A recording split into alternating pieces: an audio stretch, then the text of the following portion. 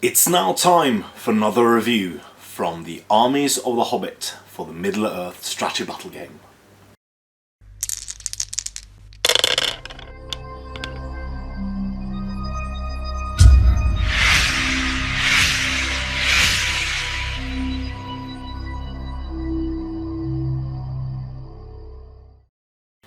Hello and welcome to yet another video here on the YouTube channel STF Wargaming Studio. My name is Andreas Norwegian Viking and this is my review from the Armies of the Hobbit for the Middle-earth strategy battle game. It is the Dark Powers of Guldur. So this army of course was introduced in There and Back Again, so I will of course use the changes made to this army from that supplement because that's the last supplement released.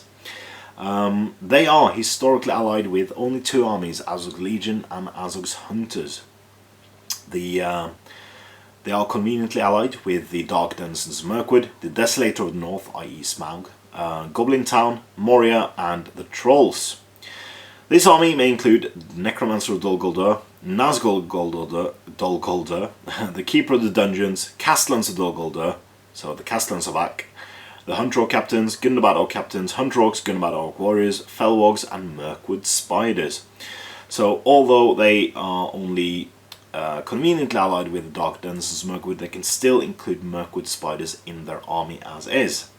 So in the lists we've already spoken about the Hunter Orc Captains, the Gundabad Orc Captains, and the Hunter Orcs and Gundabad Orc Warriors and Felwogs in previous videos. So if you want to see those, please click on Azog's Legion and Azog's Hunters reviews. And if you want to hear all about the Mirkwood Spiders, you can hear all about them in next video we're going to do. So they have some additional rules. The Necromancer and all 9 Nazgul of Guldur may be deployed as one warband if you wish, so long as the warband contains no other models. Now I interpret this as you can only deploy them as a single warband if you have the Necromancer and all 9. You cannot deploy them if you have the Necromancer and 5 of the rates, or the 9 rates by themselves and not the Necromancer. So yeah, tell me if you agree or disagree about that, because I think that's the way it's been worded. So their armor bonus is his spirit has lost none of its potency. Whenever the Necromancer of Guldur attempts to cast a magical power, by expending 1 or more will points, he automatically adds an extra free will point to the casting roll. So so I feel like that is absolutely fantastic. He still has to use will even when 1 dicing spells, but that will turn into a 2 dice spell. So it's not overpowered in that sense because it still has to use his will, but it still adds a bonus to him as he most probably and more than one of the spells only has to use the 2 dice. So speaking of the Necromancer, we'll come to him first. So still the same amount of points. He's now a hero of legend, so he can if he wants to lead 18. His stat line isn't changed, but he has access to heroic channeling, heroic strength and heroic challenge. So so no striking up for him, which is a bit of a shame for him, but again not much of a shame for everyone else. Still has the special rules he always had, but it changes has been done in the magical powers list. So he's gained 2 magical powers, Instill Fear and Shroud of Shadows. Now Shroud of Shadows is a very interesting spell for him to have. I do believe that that is the spell where you basically gain the ring rule for charging, or being charged rather. So I think, let's just check. Yeah, if an enemy wishes to charge a target, it must pass a courage test, applying a penalty of -1 for the roll for every full 1 inch that the target is away from the foe. So if he wants to and has priority or moves first, and that kicks in with the Ancient Evil as well, you'll have severe problems of charging this model unless you have a fearless or bodyguarded model, which I think is really cool. But it then has to use one of his spells, or use that spell for that turn, to actually cast the spell. He also has lost the curse spell, so he can no longer take away fate points from models. And Compel is now harder to cast, so cast on a 4+, as is Sap Will, cast on a 5+. He casts Instill Fear and Shroud of Shadows on 4+s both.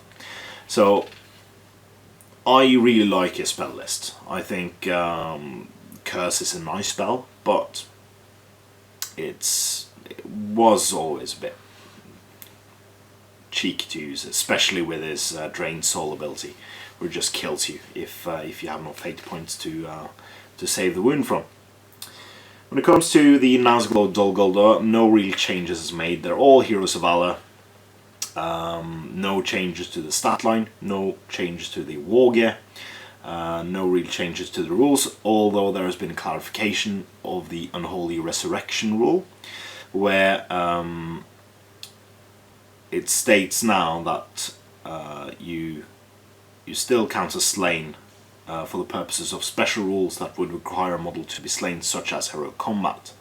So, and you still, I do believe, you still gain a point of might back in the scenarios where you gain points of might for slaying heroes.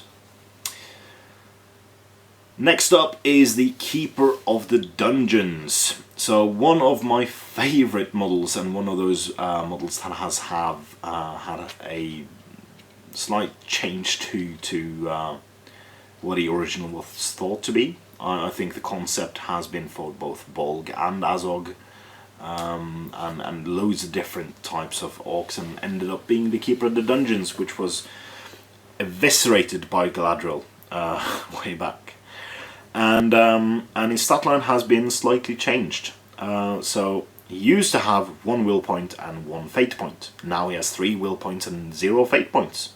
So he's a bit more squishy, but more resilient.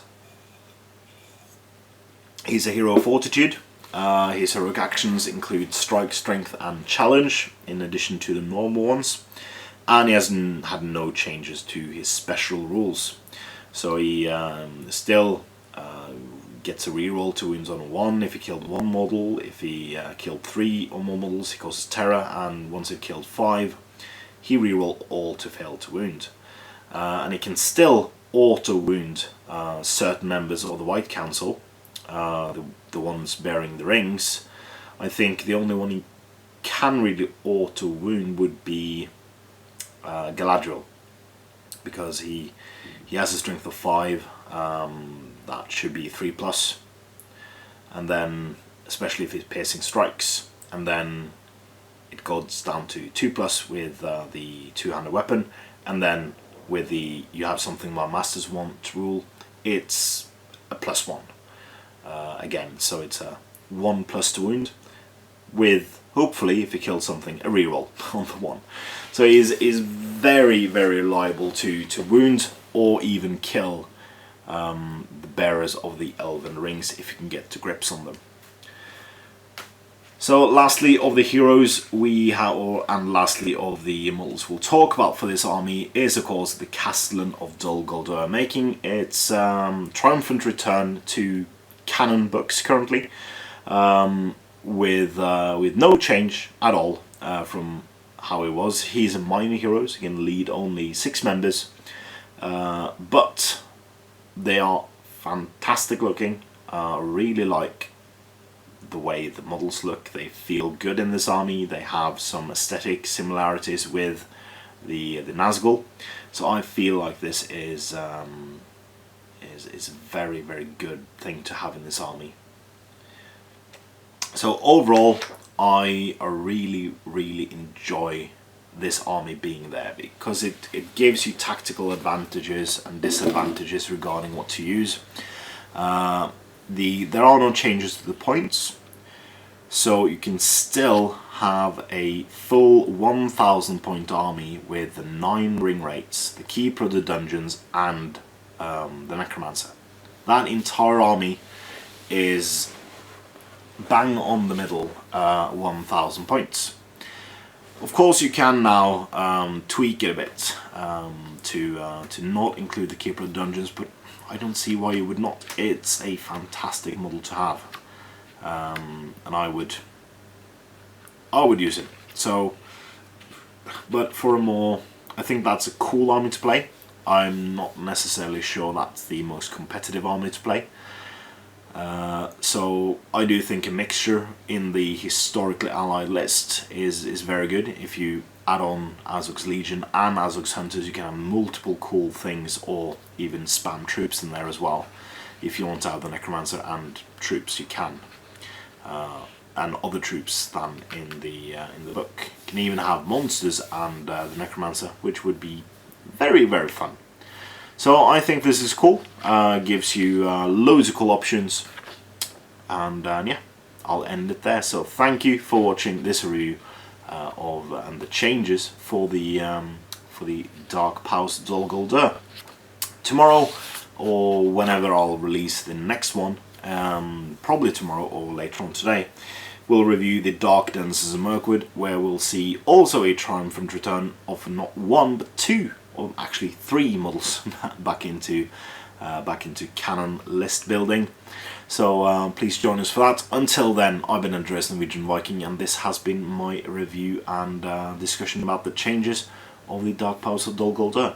Please comment, like, share and subscribe, and do consider supporting STF on Patreon using the link in the description below, as it is a fantastic way for you to support our efforts here at the studio, and it gives us a monetary means to expand, improve, and give you more cool videos each and every week. So if that's at all interesting for you, click on the link in the description below, but more importantly, support your hobby.